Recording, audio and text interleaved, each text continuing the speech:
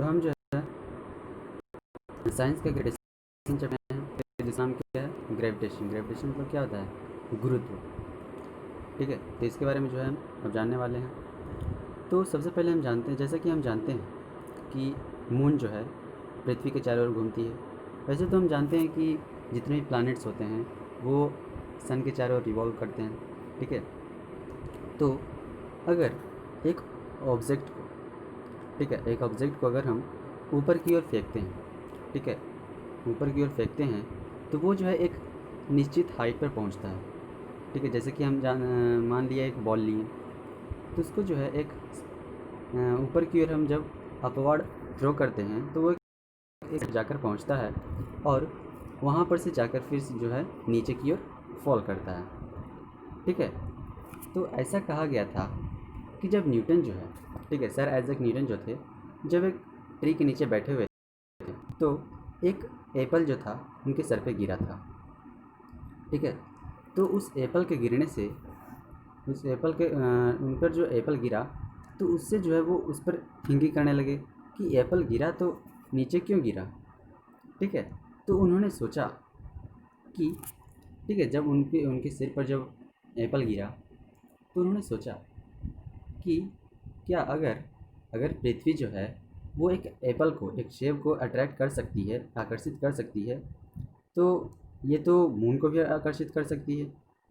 ठीक है, तो उन्होंने ये विचार किया, ये प्रश्न उठाया मन में ही कि क्या एक ही फोर्स जो है इन दोनों बातों में एक्ट करता है। मतलब कि जो फोर्स एप्पल पे एक्ट हुआ, क्या वही फोर्स मून पे भी एक्ट हो रहा है। ठीक है, तो ये सभी प्रश्न जो है उनके मन में आ रहे हैं।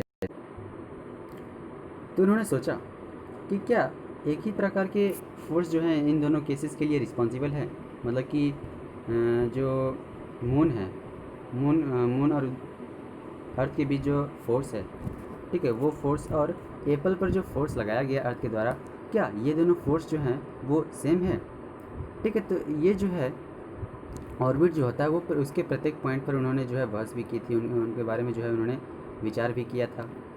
ठीक है, तो जैसा कि जानते हैं कि उन्होंने जो है अर्थ के ऑर्बिट के बारे में भी जो है बहुत सारे विचार किए थे, उसके क्वेश्चंस उन्होंने बताया था कि मून जब मून के ऑर्बिट में, ठीक है, मून का जो ऑर्बिट होता है अर्थ के चारों जब घूमता है, ठीक है, तो वो रिवॉल्व करता है तो वो एक ऑर्बिट कहलाता है। तो मून का जो ऑर्बिट है, मून के ऑर्बिट का जो प्रत्येक पॉइंट है, ठीक है, तो उन्होंने बताया था कि प्रत्येक पॉइंट पर जो है वो अर्थ की तरफ क्या करता है, फॉल करता है, गिरता है अर्थ की तरफ प्रत्येक पॉइंट पे। ठीक है, वो जो है एक स्ट्रेट लाइन में ना जाकर प्रत्येक पॉइंट पर जो है अर्थ की तरफ जो है अट्रैक्टेड होता है। ठीक है, तो उसमें उन्होंने सोचा कि ये जो है ज़रूर ही अर्थ के द्वारा क्या किया जा रहा है, अट्रैक्शन किया जा रहा है, अर्थ के द्वारा अट्रैक्ट किया जा रहा है। लेकिन हम जो है मून को अर्थ की तरफ, लेकिन हम जो है मून को अर्थ की तरफ फॉल करते हुए नहीं देख पा रहे हैं। ठीक है, तो हम जो है मून के मोशन को समझने के लिए जो है एक एक्टिविटी करते हैं। ठीक है, किसको समझने के लिए, to understand the motion of the moon. ठीक है, कि किस प्रकार से जो है मून का जो है मोशन होता है, रिवॉल्यूशन होता है अर्थ के चारों ओर। ठीक है, तो इसके लिए जो है हम एक थ्रेड का पीस लेंगे और जो है एक जो है छोटा स्टोन लेंगे। ठीक है, और उसको जो है थ्रेड से बांध देंगे। ठीक है, उसके बाद करेंगे क्या कि उस थ्रेड में जो स्टोन बंधा हुआ है, ठीक है, उसको है क्या करेंगे, व्हील्डिंग करेंगे। ठीक है, ऐसे ऐसे करके क्या करेंगे, उसको व्हील्डिंग, जैसे कि आप देख सकते हैं कि यहाँ पर जो है व्हील्डिंग किया जा रहा है, तो इसको जो है हम ऐसे ऐसे नचाएंगे, उसको व्हील्डिंग करेंगे। ठीक है, तो जैसे कि यहाँ पर बताया गया है कि जब हम उसको जो है स्पन करते जाएंगे, जब हम उसको नचाते जाएंगे और जब हम उसको रिलीज करने से पहले, ठीक है, अगर हम देखो कि हम एक समय व्हीलिंग कर रहे थे, ठीक है, तो हम थ्रेड को व्हीलिंग कर रहे थे, फिर अब उसको जो है हम स्टॉप कर दिए। तो यहाँ पर बताया जा रहा है कि थ्रेड को रिलीज करने से पहले, ठीक है, थ्रेड को रिलीज करने से पहले, रोकने से पहले, वो जो स्टोन था, ठीक है, स्टोन जो टाइड था थ्रेड में, वो एक सर्कुलर पाथ के अलोंग क्या कर रहा था, एक सर्टेन स्पीड पे, ठीक है, एक निश्चित स्पीड से एक सर्कुलर पाथ में अपना जो है प्रत्येक पॉइंट पे डायरेक्शन क्या कर रहा था, चेंज कर रहा था। ठीक, और जैसा कि हम जानते हैं कि यहाँ पर क्या हुआ कि डायरेक्शन में चेंजिंग हुआ। ठीक है, तो डायरेक्शन में चेंजिंग हुआ तो क्या हुआ, वेलोसिटी चेंज होगा। ठीक है, और वेलोसिटी चेंज होगा तो क्या होगा, एक्सेलरेशन जो है प्रोड्यूस होगा ही। ठीक, जैसे कि हम जानते हैं कि वेलोसिटी चेंज होता है तो क्या होता है, एक्सेलरेशन प्रोड्यूस होता है।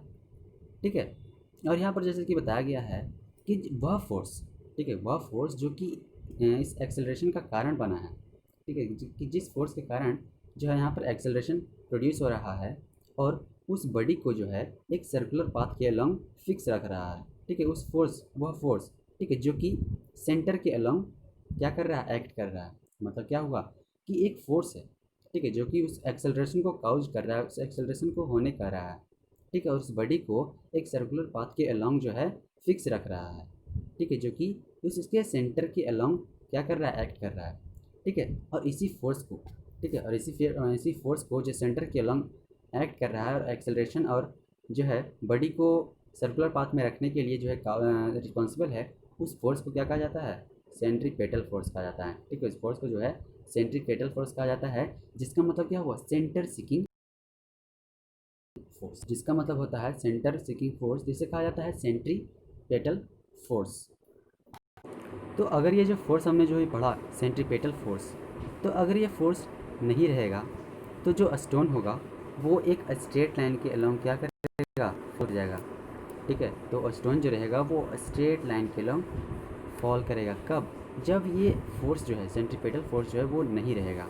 ठीक है, तो क्या होगा कि स्ट्रेट लाइन जो होगा वो एक सर्कुलर पाथ का टेंजेंट होगा, जैसे कि सर्कुलर पाथ है तो टेंजेंट ये कहलाता है टेंजेंट। ठीक है, तो वही यहाँ पर बताया जा रहा है कि अगर वो फोर्स जो है सेंट्रीपेटल फोर्स जो एक्ट कर रहा है, वो फोर्स अगर नहीं रहेगा, ठीक है, तो क्या होगा कि जो स्टोन होगा वो स्ट्रेट लाइन के लॉन्ग, ठीक है, सीधे लाइन स्ट्रेट लाइन की ओर जाएगा। ठीक है, और ये जो स्ट्रेट लाइन होगा वो एक सर्कुलर पाथ जो है उसका टेंजेंट होगा। ठीक है, क्या होगा, वो स्ट्रेट लाइन में जाएगा तो एक जो सर्कुलर पाथ होता है, ठीक है, सर्कुलर पाथ जो होता है उसका टेंजेंट जाता है। जैसे कि यहाँ पर जो है फिगर में देख सकते हैं कि ये क्या है, ये जो है एक ए सी जो है, ये क्या है, ए बी सी जो है एक टेंजेंट है। ठीक है, ये क्या है, एक सर्कल है। ठीक है, ये एक सर्कल है और इसका जो है ए सी क्या है, टेंजेंट है। ठीक है, तो टेंजेंट क्या है इसको समझ लेते हैं। ठीक है, तो टेंजेंट जो होता है एक स्ट्रेट लाइन होता है। ठीक है, जैसे कि ये हो गया सर्कल, ठीक है, और ये हो गया टेंजेंट।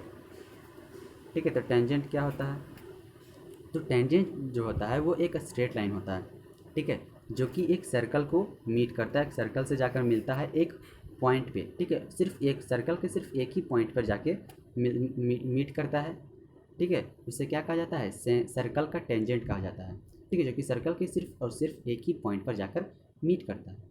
ठीक है, तो ये जो स्ट्रेट लाइन यहाँ पर ए बी सी दिया हुआ है, ठीक है, ये जो straight line A B C है ये क्या है, टेंजेंट है, सर्कल का एक टेंजेंट है। तो ये बताया जा रहा है कि अगर फोर्स के एब्सेंस में जो स्टोन होगा वो टेंजेंट जाएगा। ठीक है, सर्कल के टेंजेंट जिस प्रकार होता है उसी प्रकार से होगा।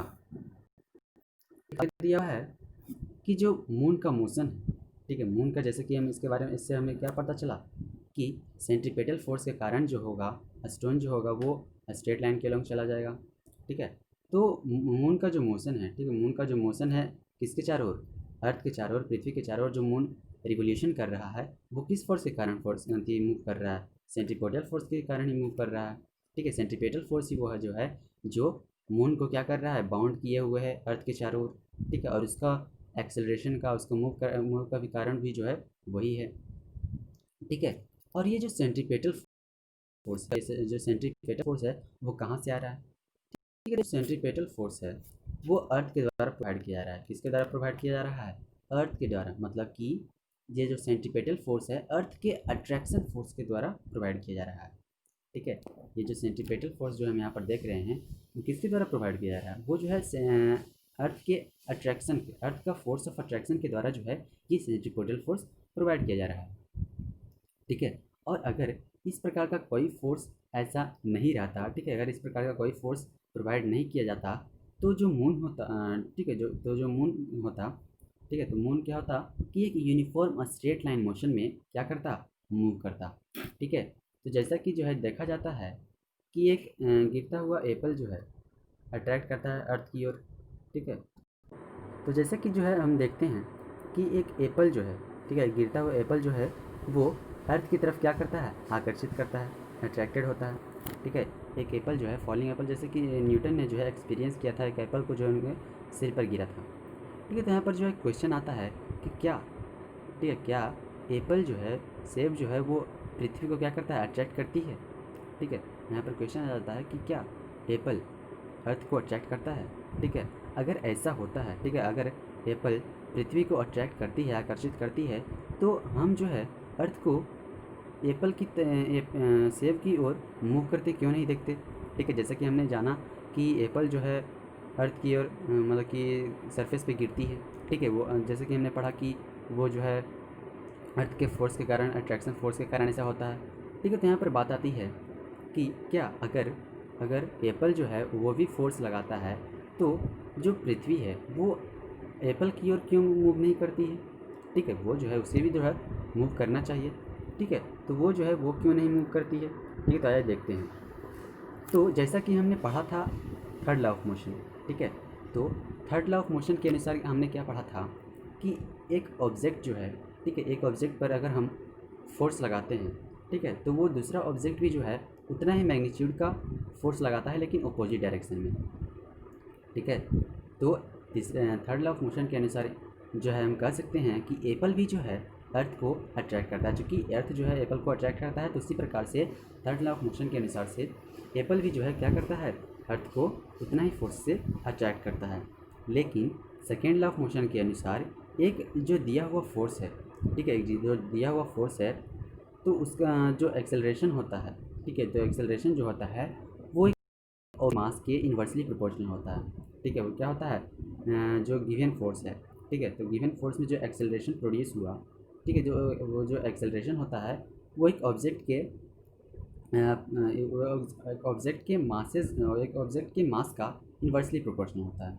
ठीक है, तो एप्पल का जो मास है, ठीक है, तो यहाँ पर क्या बताया जा रहा है कि जो फोर्स है, ठीक है, फोर्स के कारण जो एक्सेलरेशन प्रोड्यूस होगा, ठीक है, तो वो जो एक्सेलरेशन होगा वो एक ऑब्जेक्ट के मास के, उस ऑब्जेक्ट के मास के इन्वर्सली प्रोपोर्शनल होगा।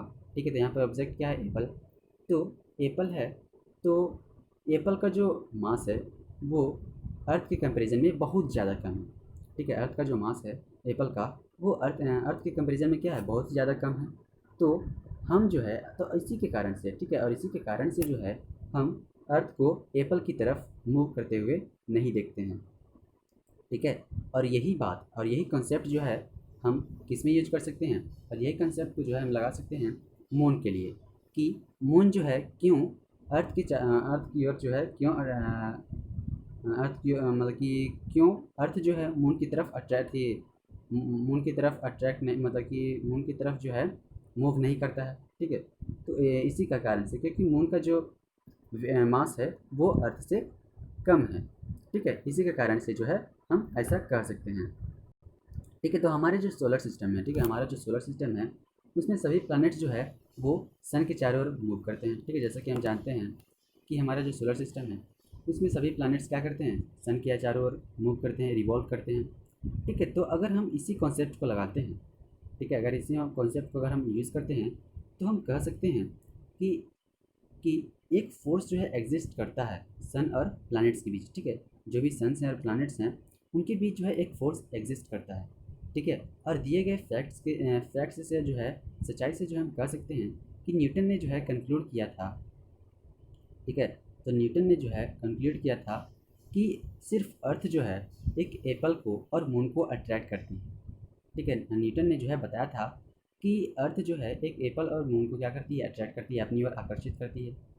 लेकिन जितने भी ऑब्जेक्ट्स हैं, ठीक है, इस यूनिवर्स में जितने भी ऑब्जेक्ट्स हैं वो अपनी ओर, ठीक है, जितने भी ऑब्जेक्ट्स हैं वो प्रत्येक दूसरे ऑब्जेक्ट को क्या करते हैं, अपनी ओर आकर्षित करते हैं। ठीक है, क्या बताया जा रहा है कि जितने भी ऑब्जेक्ट्स हैं, ठीक है, इस यूनिवर्स में जितने भी ऑब्जेक्ट्स हैं वो प्रत्येक दूसरे ऑब्जेक्ट्स को क्या करते हैं, अपनी ओर आकर्षित करते हैं, अट्रैक्ट करते हैं। ठीक है, और इसी फोर्स ऑफ अट्रैक्शन को, ठीक है, दो ऑब्जेक्ट्स के बीच जो फोर्स ऑफ अट्रैक्शन लगता है, इसी फोर्स ऑफ अट्रैक्शन को क्या कहा जाता है, ग्रेविटेशनल फोर्स कहा जाता है, जो दो ऑब्जेक्ट के बीच जो है एक्ट करती है।